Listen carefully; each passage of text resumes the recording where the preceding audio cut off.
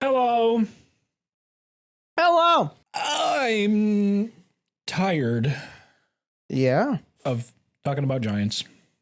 Yeah, we've been doing that a lot. We did that last week. We did that like the week before and a bunch of other weeks. I want to just hang out for this one. Yeah, dude. We've been doing a lot of scripted stuff. We've been doing a lot of like bringing the people, the homebrews that we've found, the homebrews that we've made. It's a lot of work, man. I just want to hang out. We're just hanging out. We're just hanging out. I had an idea the other day. Mm-hmm. Absolutely none of this has been created, probably never will be, but I thought it was a really cool idea. You know how we have Pokemon Go? Sure do. What if we had D&D Go? Dindigo. D&D Go, didn't go. Think about it. You're kind of doing the same thing. You're just not catching stuff, you're killing stuff. I'm killing stuff. Like imagine, like we have the roaming Pokemon in Pokemon Go that you can find, you can catch. Imagine if those were D&D monsters. Like anything from like 1/8 CR up to like 2 CR that you could find in the wild. And you start with your little adventurer guy with your stats, and you got some like janky little like rusted sword equipment kind of thing. And you start killing the little creatures that are around and you go out on your little adventure. And then like, I don't know, maybe like every 2 miles or something that you walk, you get a chest that has a chance to give you items that are like maybe 1 or up to 2 rarity levels above what you have. And it's just like an RNG chest. There's no like loot boxes or anything like that. No. That sounds like a loot box. Loot box. No in-game transactions. No, it's not like pay to win. You can't buy more chests. It definitely would end up being that. Well, if it was owned by a big company, yes, it would. I mean, I would like it if it weren't. If we envision this being like a Niantic property, you know, it kind of would have to be, wouldn't it? It would have to be, but as Pokemon Go is, it could also be very free to play friendly. That's true. Because I've never spent a dime on Pokemon Go. That is true. And I enjoy the hell out of it when I have people to play it with. Yeah, I haven't been playing in a long time, but it is still pretty fun. I think the only thing that I have spent money on in Pogo has been remote raid passes. Because they're just convenient. They're nice to have. I could understand that. Oh my gosh. In the D&D version, instead of raids, there could be dungeons. I think so. And they could have higher CR monsters. I think you better have those. And if you have a bunch of people to go in the dungeon with, it makes the monster easier. That'd be cool. And guess what? Instead of remote raid passes or a remote dungeon pass, you could, are you ready for this?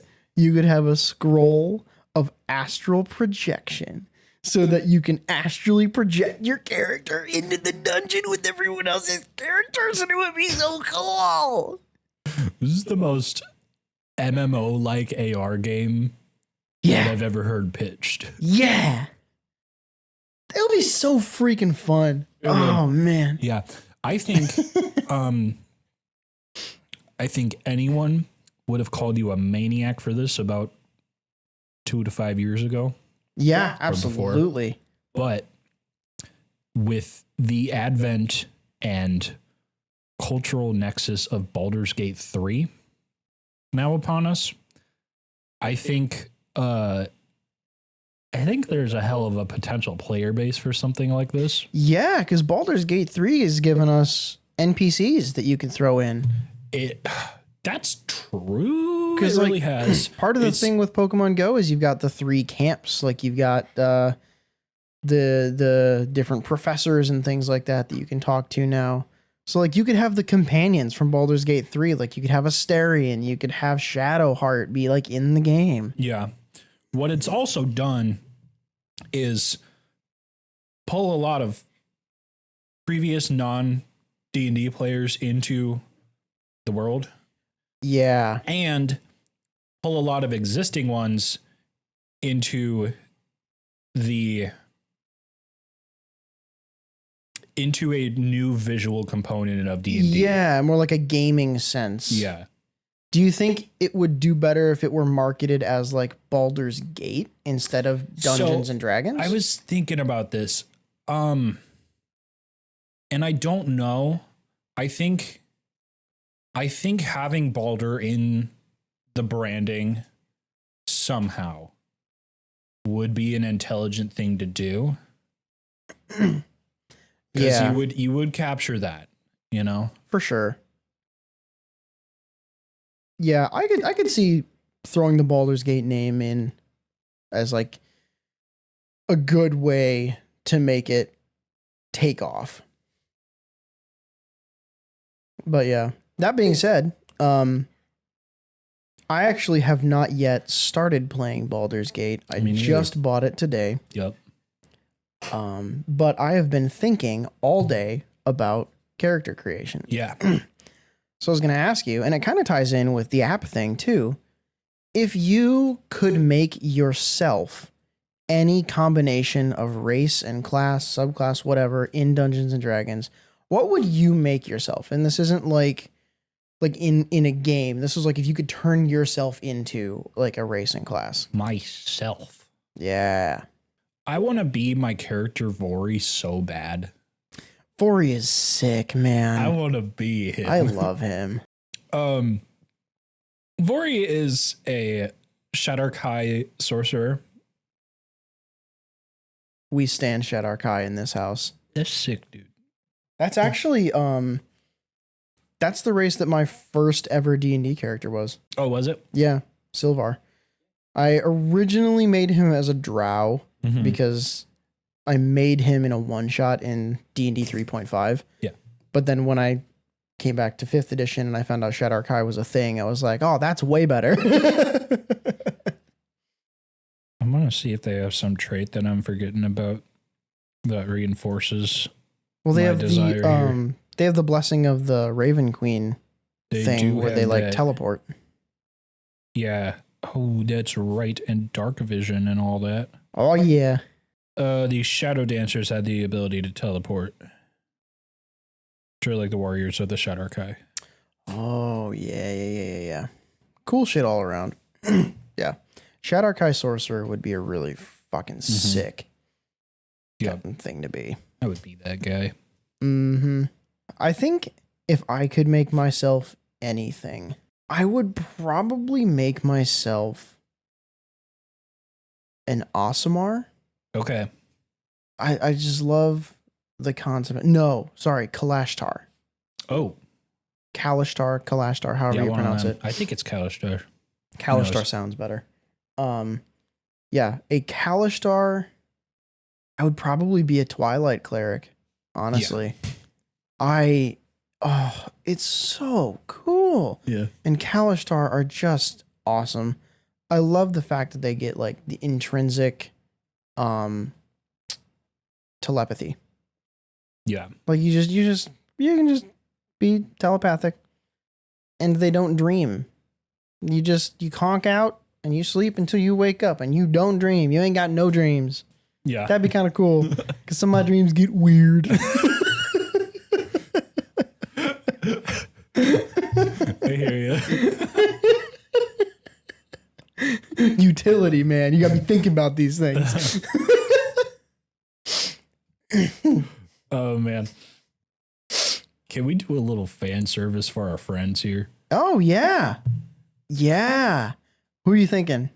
Who you got?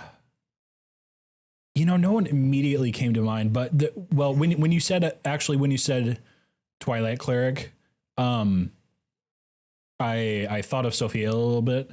Yeah, absolutely. That is definitely like me saying Twilight Cleric is absolutely like my wife and I are growing closer as like we are eventually going to become a single hive mind. Like I think before she and I met, I probably would have chosen like a barbarian subclass or a monk subclass. at one point probably would have had you pegged for artificer. Really? I think so. Okay. Yeah. Granted, that probably also applied to me for a while too. Bitch, that still applies to you. No, that's true. You are the tech whiz. In real life, I'm an artificer. That's true. You really are. Yeah. She super would be a Twilight cleric though, and I think she definitely would be a Twilight cleric now. I think when we first met, yeah, I absolutely would have. I would have put her under Celestial Warlock. oh, yeah, yes, certainly. What race do you think? I'm having a hard time with that. I almost want to say I'm tossing elf and half elf around. Yeah, I almost want to say Yuan Ti. Oh, sure, maybe. It's kind really? of a fringe choice.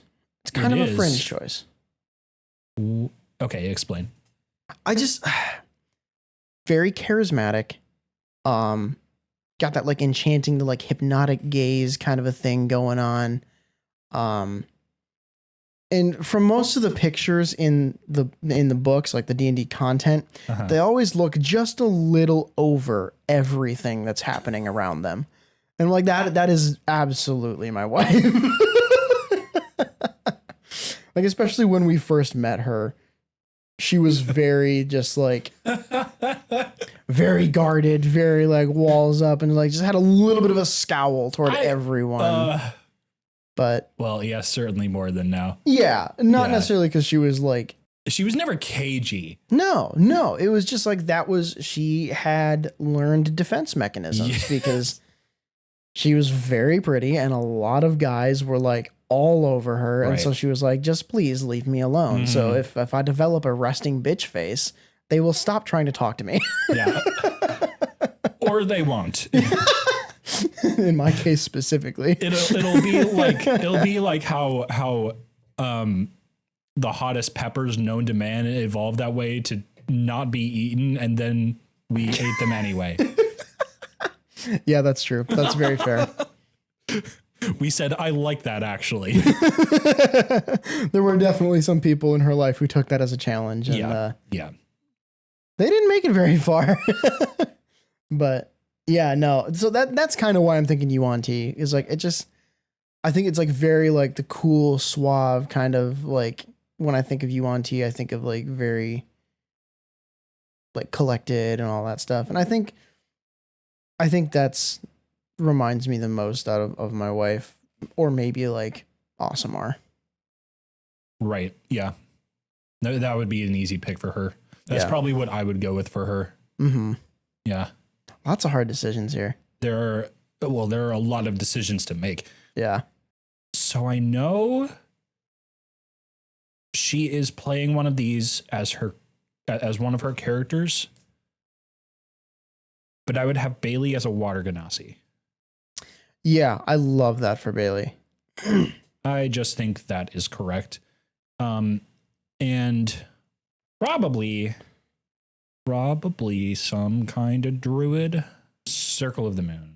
Circle of the Moon is an easy choice, yeah. I think I actually have an alternate here to pitch to you. I could also see Bailey as a gnome. Okay. For the class, that's a little harder.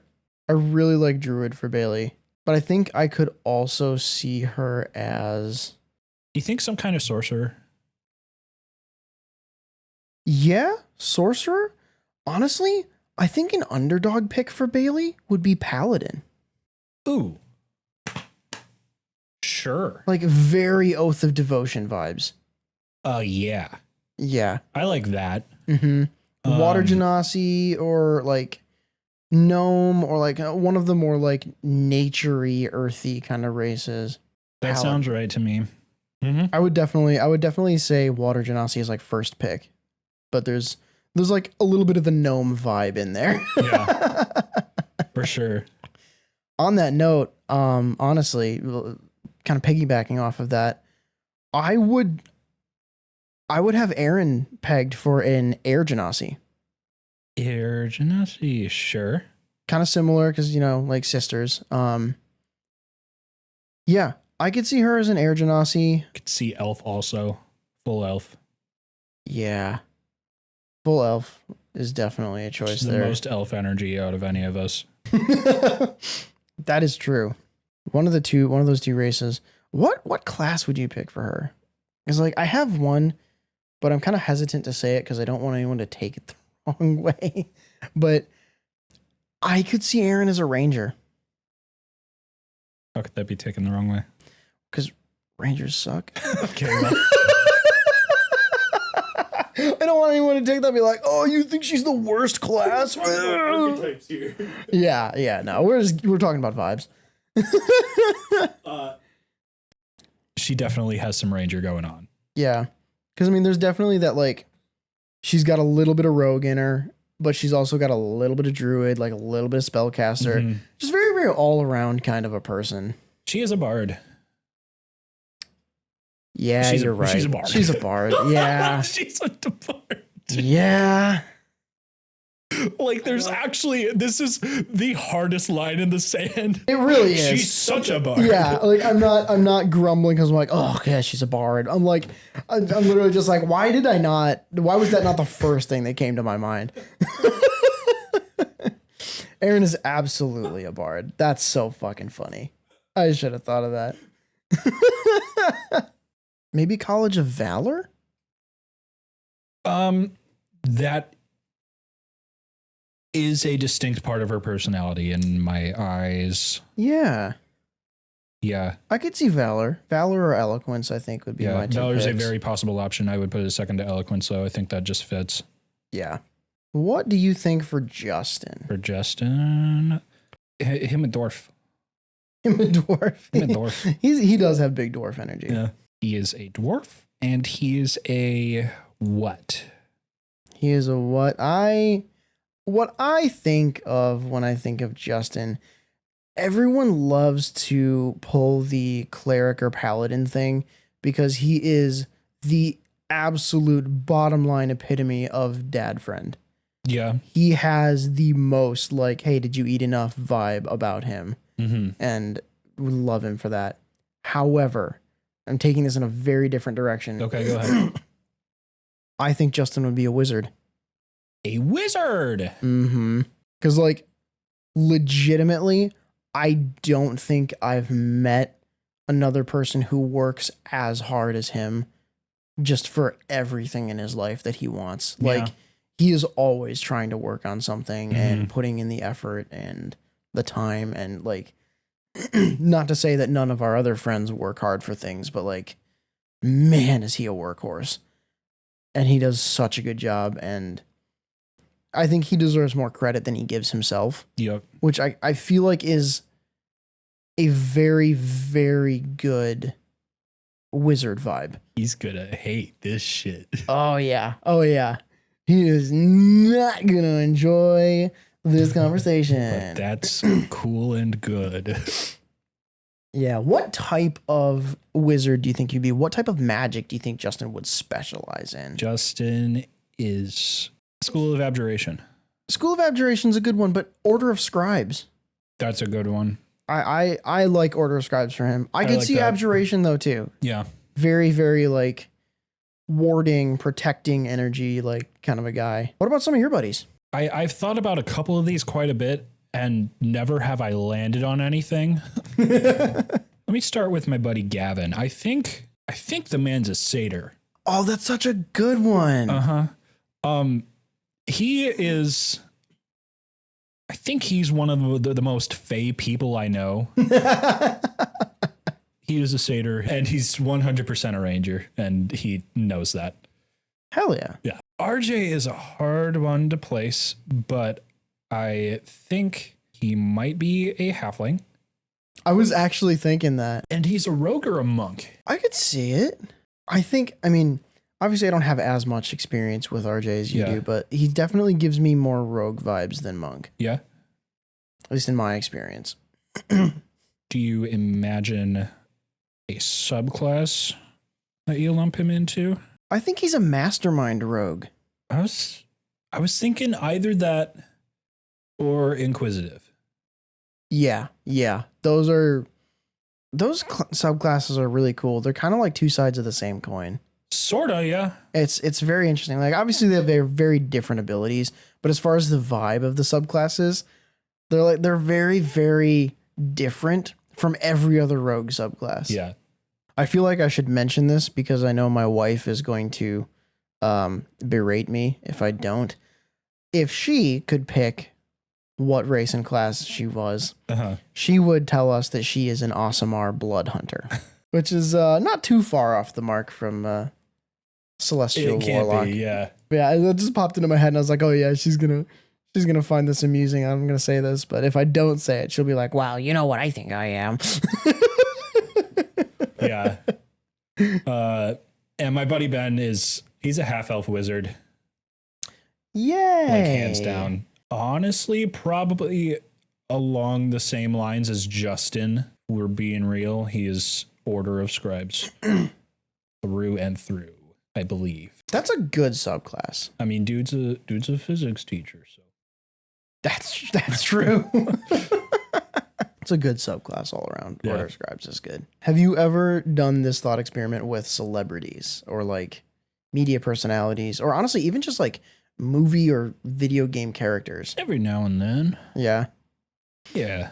One that like I love doing this like thought experiment with my friends. The one that I always use to like ease them into it, introduce them to it is like, okay, let's take, for example, Jack Black. Mm-hmm. What racing class is Jack Black? So this is an easy actor to do this with. Yeah. Because a lot of his roles are similar. Yep. He gets typecast a lot. Uh-huh. And just like as a human being, he is a D&D character. Yes. He's so funny. Yeah. So like he's a bard, right? Absolutely. Yeah. Jack Black's a bard. I think the only question with Jack Black is whether he's a halfling or a gnome. Or a dwarf, I should say that. Yeah, no, that's fair. I kind of think gnome. Oh my gosh, wait, no. Satyr. Really? I think so. Because Satyr That's are like interesting. mischievous, playful. Sure, yeah. And they have the mirthful leap. The Jack Black mirthful leap. You know exactly which one I'm talking about. The one he does in every single one of his TikTok videos. Yeah. Satyr Bard. Satyr Bard. Mm-hmm. Ah, such a good one. But yeah, I love doing that and like opening with Jack Black because it gets people like, oh yeah, I can see it. Uh-huh. But there are so many other people that you can do it with. Yeah. One person that I think is also a little bit of not really a gimme. There are options for it, but like very, very in one aesthetic direction. Hiccup from How to Train Your Dragon. Yeah. I love it. I think that as far as like core D&D, Beastmaster Ranger. Mm-hmm. Very much Beastmaster Ranger. Yeah. Like it just kind of screams that because like all the animal handling, he's got his pet, he's whatever, all that stuff. It's so cool. What's the name of that dragon book you have? I was just gonna bring that up. I have it pulled it up right here. Actually, it is called the Game Master's Book of Legendary Dragons. I would love to run a little side campaign in that. Me too. It is fucking incredible. Yeah. And I know exactly where you were going with that because I was going there too. In the back of that book, it has a new class called the Dragon Rider because of course it does. And everyone wants to be a Dragon Rider in Dungeons and Dragons. Even if that's not like, oh, your big thing, at some point in your life, everyone has wanted to ride a dragon in Dungeons and Dragons. It's half of the name. Yeah. Just a themed campaign around that. Yeah. And like, just everybody is that role. Right. But find some kind of differentiation in there. Are there subclasses with that? There are only 2 subclasses with it right now. Granted, they are both really, really cool. One of them makes you more tanky and one of them makes you more stealthy. Okay. Which is really awesome because, like, I never would have thought of being a stealth-based dragon rider. Yeah. But it's so cool. And even looking back at the character I just mentioned, Hiccup, that's kind of what he do. He kind of do the stealth dragon rider thing. So, yeah. Definitely that. I mean, it's easy to just say human. I think he'd be a half elf in D&D. Yeah, no, that's reasonable. The Nordic nature of the setting makes me question that a little bit. I don't necessarily associate those things. I think the reason I would go with half elf is purely because he seems to be more charismatic. That's reasonable. Than a human would be. And also, I actually feel that because there's a lot of character variety in those movies. Love those movies. Oh my God. The characters are really great. And I would place all of the relevant characters differently, probably. Oh yeah. I would make Astrid a Tabaxi. Oh God. Yeah. Tabaxi Barbarian. Yeah. Yeah. Hell yeah. That's fun. Yeah. But yeah, like, I don't think it's necessarily like, to me, half elf doesn't pull me out of the Nordic immersion. Yeah. Like, I could imagine Viking elves. Imagine Viking elves, dude. Like, how badass would that be? I like that. Yeah. I could get with that. Right? That'd be so cool. But yeah. So, yeah, Jack Black, Hiccup. The one that I'm still keeps me up at night sometimes is Han Solo. He's got bard personality, but he's not a performer whatsoever. No. He's got like an entertainer or like charlatan background. Yeah. But he never succeeds on a persuasion or deception roll. I think he is a tiefling rogue. Tiefling rogue? I do think so. I think he's a rogue for sure. Okay. Tiefling is really interesting. I honestly don't know if I necessarily agree with rogue. Maybe a multi-class. I could see a multi-class. But oh man, that is actually a really hard one. Maybe some kind of fighter. Fighter was where I was originally going to go with it. There is an unofficial gunslinger subclass. Yeah, there is. And like, not to pigeonhole him. No, like, but that's the thing. It feels too easy. Yeah, that is the thing. I want to place him within official material somewhere. This, I'm discovering I actually do think that gunslinger is kind of a cop-out subclass. I think I believe that. Like, oh, we need the shooting man. Well, be interesting with it. Come on. Do something fun. Like, give him a gun, but anyone can have a gun. So here's my thing. Yes, he kind of fits as a fighter. Yes, he kind of fits as a rogue. I actually have in my homebrew collection on D&D Beyond a subclass that is so good.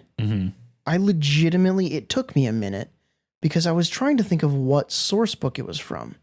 This subclass is so good. It is the Oath of Anarchy Paladin. Okay. I think this fits Han Solo. I know it's weird because he's like, don't use the Force. Right, like, Paladin's out there. Yeah, like not a spellcaster kind of person. He does.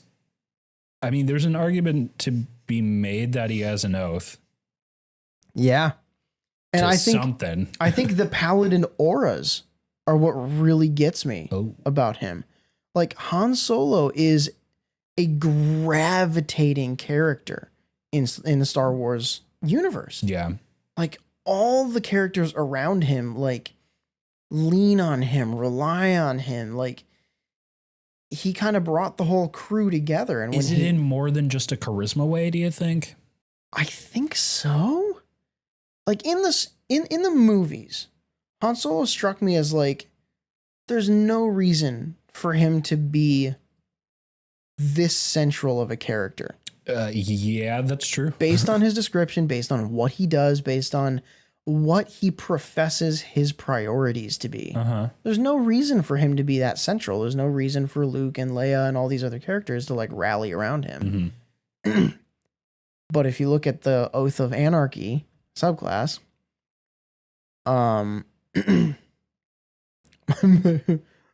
these auras are so cool. 7th level, you get Cult of Personality. You and friendly creatures within 10 feet of you cannot be charmed. And then there's also, let's think about this one, Faceless One. You move unimpeded through the chaos of riots and battle. Oh, certainly. You are considered to be under the effects of the Sanctuary spell. If you attack or cast a spell that affects an enemy creature, the Sanctuary spell effect is ended on you until the start of your next turn. You know how many times that guy has not gotten shot by stormtroopers? Yeah. Yeah, him in particular, really. Yeah. And also just like, he does have the most insane luck. He would absolutely have the lucky feet. Like, that's just part of his build. Yeah. Yeah. For you guys out there, we will actually link this in the description if you want to go check it out. I know we said we weren't going to have anything scripted or anything hard copy, whatever, but I mean, it's worth, we pointed it out like hard. So. Yeah, I love this subclass so much. It, like I said, I legitimately took a minute trying to think of what source book it was from because it's so well done that I legitimately thought it was core D&D. It's called Oath of Anarchy. It's by made by a guy called Baz GC or girl, I don't know. BAZGC is the name of the creator. Well, like I said, we'll link it. Such a good subclass. So worth it. Check it out. But yeah, so Han Solo, one of the ironically harder people to kind of categorize in D&D, despite the fact that like a lot of people look at him and go, oh, he's got such bard energy. Oh, he's got such rogue energy. And it's like, oh man, but we could go deeper. We could do more. Yeah. Who else do you think? Who else would you like to kind of like play around with like this in media? I was thinking of Simon Belmont earlier. Simon Belmont? Yeah, from Castlevania. Oh man. I've seen like exactly one episode of that anime and never played any of the games. Never played the games, okay. But I do know him from Smash, so. Yeah. So like he's got the whip, right? And he throws axes. He uses a whip and throws axes. Yeah. And like a kind of a variety of weapons, but like those are the two main like physical weapons he'll use. You know, like throw holy water and it'll burn people alive, you know? Burn undead alive usually. So I'm torn. I think he's probably some kind of weird paladin. I was actually going to say War Domain Cleric. War Domain Cleric. You know, that actually fits kind of perfect. Because it's like the turn undead, you've got that. And you also have their other channel divinity ability. I forget the name of it, but it just gives you like a static +10 to hit on an attack roll. Oh. And you can give it to yourself or someone else. Good Lord. Yeah, it's nutty. Yeah. But yeah, War Domain Cleric. They've got some really cool stuff, and it sounds like that would fit him very well. Yeah. No, I'm actually totally on board for that. What race do you think he would be, though? Like, that's tough. I've kind of seen some like the pictures of him. Obviously, I've seen him in Smash. I'm trying to think.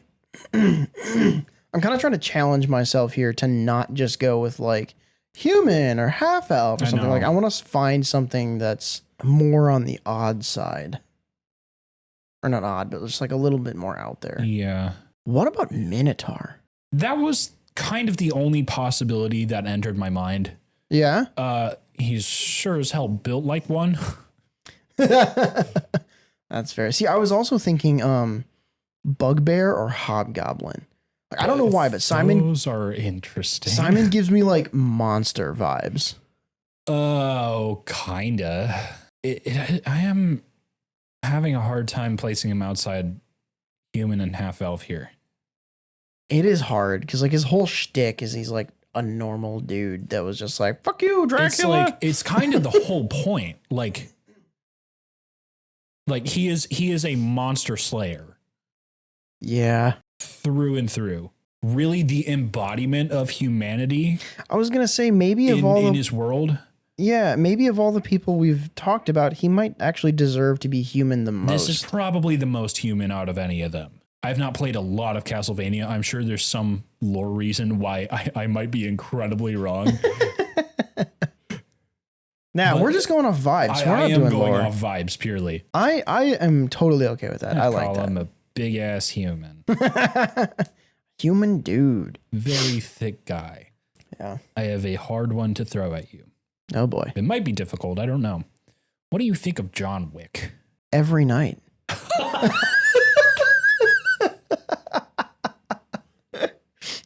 Now, the amount of time, the sheer amount of hours I have sat thinking about how to play John Wick in Dungeons and Dragons is honestly astounding. Yeah. I love the character so much. I love those movies. I am a sucker for a good action movie with almost no plot whatsoever. I think for race, I would probably call John Wick a half orc. Okay. Purely for the one ability, I don't remember what it's called right now, where if they would drop to 0 hit points, they can drop to 1 instead.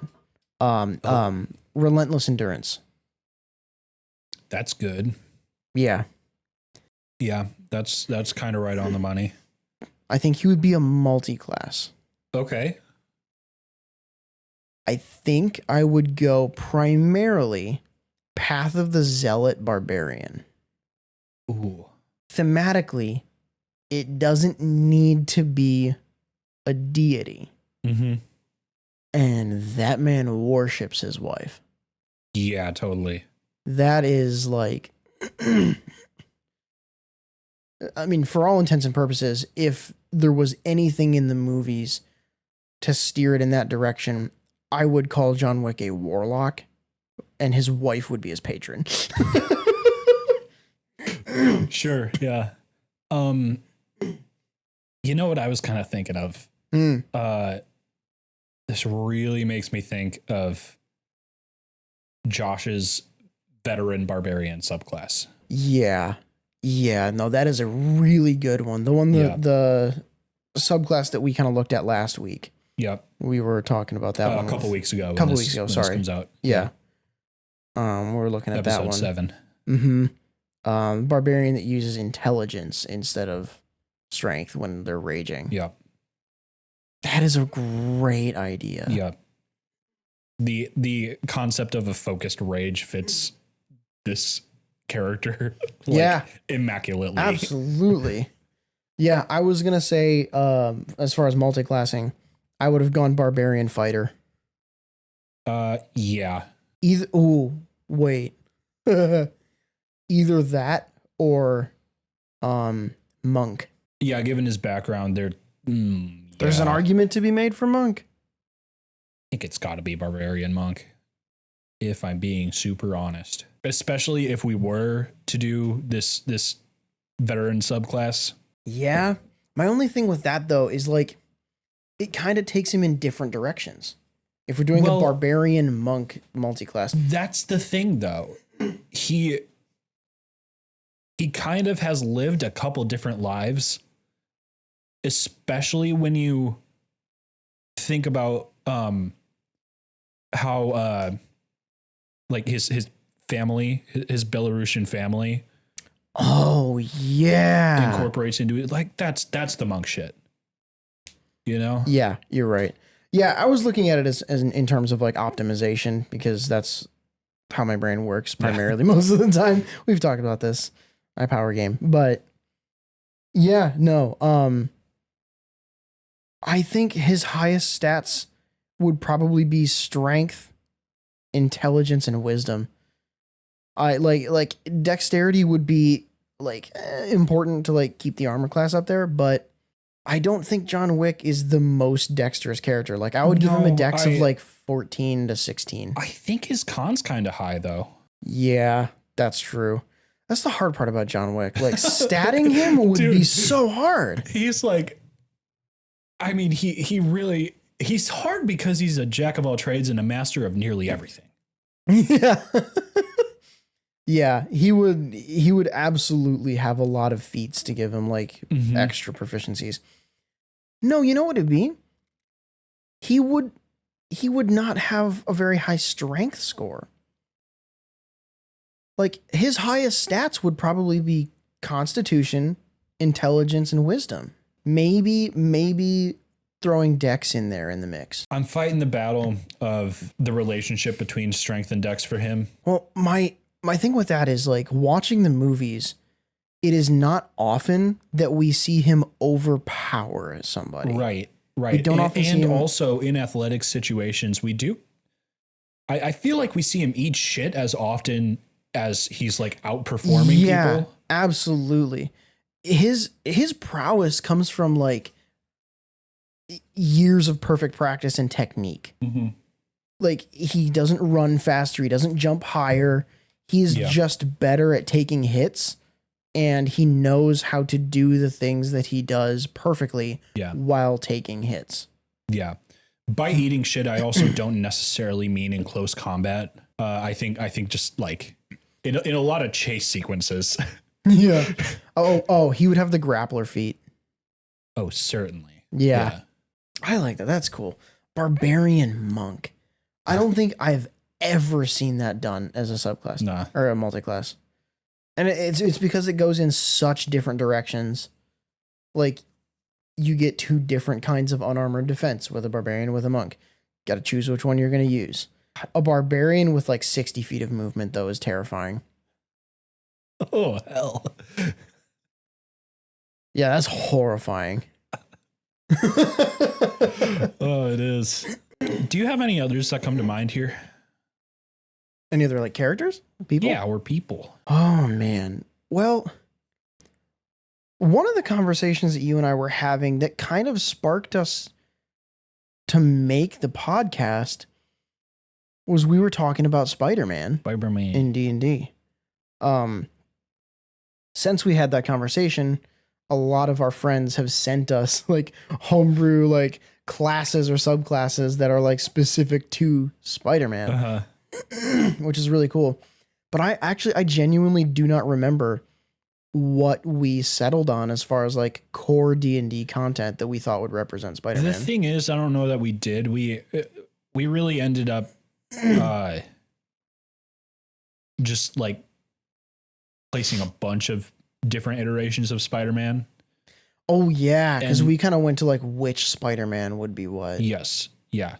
I think we did end up saying that a lot of them, and I mean a good portion of them, are probably artificers of some kind. Yeah. Yeah. I feel like that would almost have to be like the core class, and then they all multi-class into something. You know, maybe. Yeah. Yeah, because some of them have monk going on, like in a big way. Yeah. There's a very good argument for rogue for many. Yeah, and then there's like Spider-Man 2099 that I would say is a barbarian. You're so right. Yeah. Penny's the armorer. Yeah. Yes. I love that. Oh my gosh, that's so I good. really love that. I was just going to ask, what do you think Miles would be? Miles is hard. I go back and forth on rogue for Miles. I could see that. Because the invisibility thing is kind of what keeps me in that lane. But the hyper offense element of him with the electricity and all that is what makes me question it a little. I was almost going to say Bard for Miles. Hi, Bard. Because he is... All Spider-Men are charismatic. Yeah. But Miles is one of the most flawlessly, effortlessly charismatic. Like, specifically looking at pulling from two different places here, pulling from the Into the Spider-Verse movie and the Marvel Spider-Man Miles Morales game. Okay. You know more about that than I do. Yeah, I haven't played through all of that game yet, but I've watched a lot of playthroughs of it, so I know what happens in the game. Just very effortlessly charismatic and like on the verge of failing, but never seems to. I can't imagine that's really unique to him. Like I think these dynamics you're describing, I really do see in nearly every Spider-Man. That's fair. I guess my thing with it is like, I don't see Miles as being like as polished and graceful as the other Spider-Men. So like Rogue doesn't quite feel right to me. Like if I were going to pin one Spider-Man to be like the rogue artificer Spider-Man, it would be Spider-Noir. Because I think he would be an inquisitive rogue. Yeah, and I would say rogue before artificer with him. Yeah, honestly. He may even not be artificer. Right. Yeah, I kind of wonder that myself. But yeah, the reason why I'm thinking Bard with Miles, kind of primarily because a lot of his abilities feel like they could be spells. That is super true. Shocking grasp, greater invisibility. You know, yeah, I buy that a lot. I think some of the aspects of his personality that you're describing really align with my idea that he brings out the child Spider-Man dynamic more than a lot of the other more mainstream ones. Yeah. I really think that. Yeah, I wish I knew more about more of the other Spider-Men. So I haven't done enough research into the rest of them to really know a ton. I think he brings out the youth that is portrayed in like some of the original comics in a way that the movie Spider-Man weren't really able to until Tom Holland. Yeah. But even to that point, I think Miles Morales goes a step farther. Yeah, I definitely would agree with that. Yeah, Tobey Maguire Spider-Man, great. Obviously a huge source of nostalgia for so many people. Have you heard the whole thing of like Tobey Maguire was the best I'm gonna get it backwards because I never remember exactly what it was, but it was like Tobey Maguire was the best Peter Parker, Andrew Garfield was the best Spider-Man, and like Tom Holland was like the best combination of the two. I've heard some variation of that, I think. I think those are correct. But I think they're very locked to their age also. They're very adult Spider-Men, and like that's not really a knock on them anyway. I don't think you have to align with the source material for that. Each of those series was highlighting a different aspect of Spider-Man. Yeah. I think they were phenomenal. All of them. I think Tobey Maguire's humanity of the role is really special. Yeah. And that also brings up a really interesting thing. Tobey Maguire's Spider-Man would not be Artificer at all. Oh, probably not. No. Probably not in the slightest. He didn't make a single contraption. No, that's super true. What the hell is he?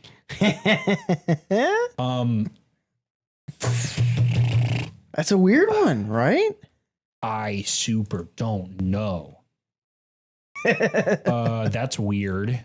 This might be a bit of a hot take. I would almost put Tobey Maguire's Spider-Man into the Blood Hunter category. Oh my God. Yeah. Yeah. I was thinking, I was looking for a reason to not say it.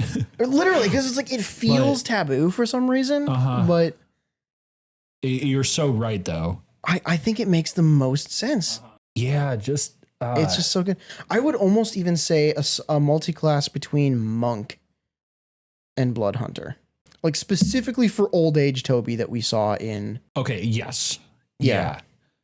Yeah. What is that? No Way Home? Or fuck. Yeah. No Way Home. I actually have another hot take here for Andrew Garfield Spider-Man. Uh-huh. I think he would be a druid. Why do you think druid? Because Andrew Garfield Spider-Man is the only Spider-Man we have ever seen to utilize the spider web. Man, I can't remember those movies terribly well because they sucked ass. Did he experiment on spiders himself? Was that a thing that he did? Because I can't remember. I don't think. I want to say no. I don't think he did either. I'm pretty sure he. I seem to remember him coming into contact with the lab where they were experimented on. Yeah. Because I feel like he was working for Dr. Connors, I think. Right? Because that was like the whole premise of the movie was Kurt Connors was like the bad guy because he turned into lizard boy, lizard boy man. Yeah, I don't think he experimented on spiders in that movie, but again, could be wrong. But yeah, I don't know. Just for whatever reason in that one, Andrew Garfield gave me hardcore druid vibes. Okay. I think of the three that we've seen on screen, I think Tom Holland is the most artificer. Yeah, he definitely is. Probably. Yeah, like full on like battlesmith artificer. That is a subclass I actually never think about. What does it do? A lot of extra spells, which I think is really cool from like an artificer standpoint. They're making gadgets that do the things that the spells do. And I know it has technically like the steel defender, whatever. But in my mind, that's the drone. That's the drone. Maybe. Like purely off vibes. Yeah. That's either like the drone or the suit itself. Yeah. Like when he gets the Tony Stark suit. This is kind of loose and it's definitely not an element of his own crew. Well, I mean, he kind of takes that over. Yeah. He kind of masters it. He's like an apprentice battlesmith artificer. Sure. I don't know. Yeah. I mean, just going off vibes. Kind of circling back around to we started talking about like what race class we want to be, what would we choose for ourselves. Mm-hmm.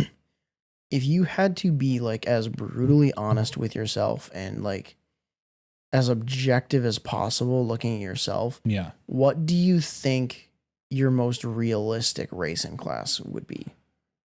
We were to psychoanalyze. Mm-hmm. Break down Sam. Who him? Because I know we've kind of talked about it a little bit before with our friend group back when we were in college. Mm-hmm. It was like a fun thing that we kind of did one time. We talked about it. And I think what a lot of people said for me that I think I agree with, despite the fact that I don't, it wouldn't be like my first choice, obviously. Like I wouldn't be like, oh yeah, that's what I want to play. But a lot of people said dwarf for me. Because we're going off of like resilience and like devotion, dedication kind of thing. And I was like, yeah, I can see that. But I don't remember what class anyone said for me back then. I think if I'm trying to be like as brutally honest with myself as possible about like what I would be, not necessarily what I would want to be.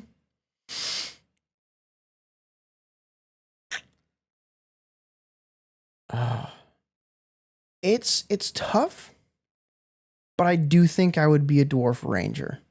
Okay. Why ranger, do you think? Why ranger? Why ranger? Because I absolutely love nature. I love being outside in nature. I love hanging out with animals, doing stuff like that.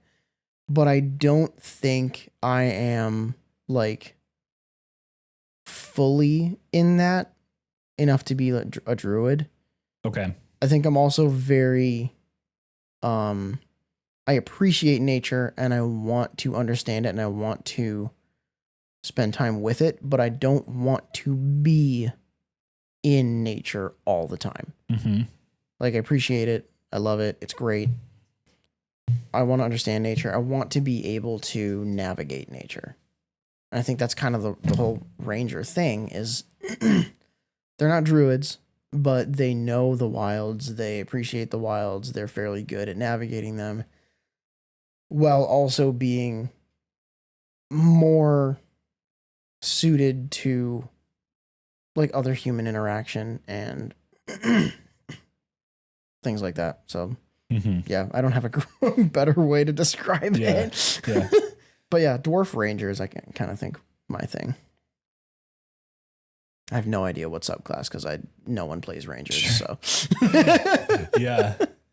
So for myself, I think I am.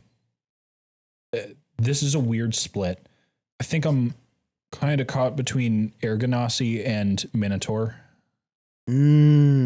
So first of all, I want to say Paladin. Yeah. For myself, I think. Well, it's either Paladin or Artificer. Well, certainly. I mean, there are a lot of characteristics about me that are Artificer, but I feel very strongly that my desire to not necessarily not to build myself too hard, but like devotion to my friends is probably one of my most defining characteristics. Yeah, it absolutely is. Like, you don't. This is a safe space. We're not bragging here. I know. To the point where like I kind of have shaped my entire life around that. Yeah, that's very true. In the most literal sense. Like that. No, that is like my entire devotion. Yeah, I've made that my entire purpose. I would say, just to kind of give you a bit of a nudge in one way or the other on the race thing, I would definitely say you're Air Ganassi. I'm kind of thinking that as well, and it has a lot to do with Wanderlust. Yeah. You know, air sign and all that. Right? Oh yeah. Yeah, no, it's funny, but it's also very true. It's accurate. Yeah. What race and class would you guys be? I know we don't know you very well, but we want to, and we would love to hear what you guys think of yourselves or of other celebrities or other personalities, superheroes, whatever it might be. Like, this is one of our favorite things to talk about. This is one of our favorite conversations, topics, and no, this might be a fun experiment for you. I think it would be really neat to hear from listeners in regards to what you think, you know, your build is. Psychoanalyze the hell out of yourself and make it a character. Absolutely, go for it. And then comment it somewhere, anywhere on our socials, because I want to hear that, and especially if I know you, I want to talk about it. But I also just want to. And if we don't know you, we want to make wild assumptions about who you are as a person based on what you chose. Yeah, you know, like leave your build and why you think that is. Like give us a couple things about yourself to go on. Yeah. These are fun. Heck yeah. Absolutely love this kind of stuff. As always, thanks a bunch for listening. This has been kind of a chill week, but this was you know, unscripted. This was a fun episode. I would like to revisit concepts like this every now and then and build people or build characters like this. Right? Yeah, for sure. Yeah. Send us your stuff at summongreater on Twitter or summongreaterpod@gmail.com. It can be what we just talked about. It can be any homebrew you have created. It can be ideas of, it can be disagreements with rules in the game. Whatever you wish, we will most definitely bring it up on the pod. Yeah. Like the videos, comment on the videos if you're watching all the way to the end here. We've had a great time hanging out with you, and we're going to keep doing so. Thank you for watching. We appreciate it so much. Bye. Bye-bye.